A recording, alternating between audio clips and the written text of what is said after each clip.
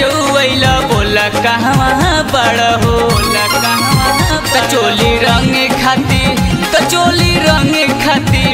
चोली रंग खाती कैले बाबा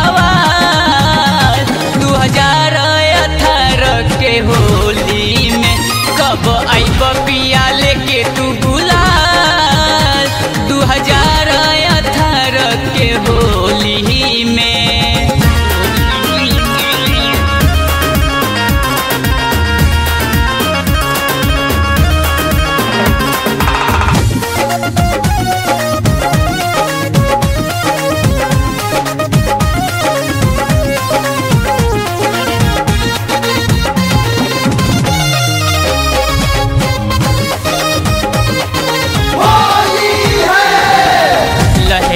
भीतर के तीतर मोरे तरसता ढेर दिन भइल मिलल के दिल तड़पता बहे पुरवैया में जांज होला सतरंगी नीचे के समान राजा हुए हमर के रंगी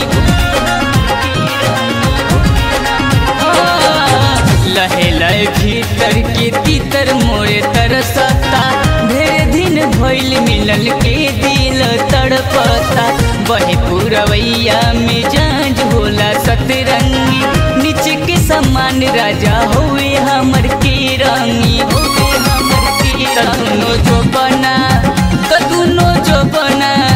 तदुनो जो बना बजावत बाते झाल 2018 के होली में कब आइब पिया लेके तू गुलाल 2018 के होली में। होली है होली है होली है होली है छनतनी बुआ धुआं लागत नैना में सोरो सिंगार देखतनी हो ऐना में सारा शरीर के अबीर से नहा जाओ सैया संतोष थलाली में समा जाओ छनतनी धुआं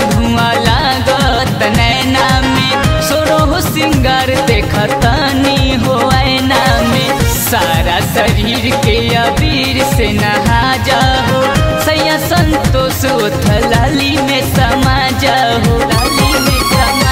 चलिया राजा तो चलिया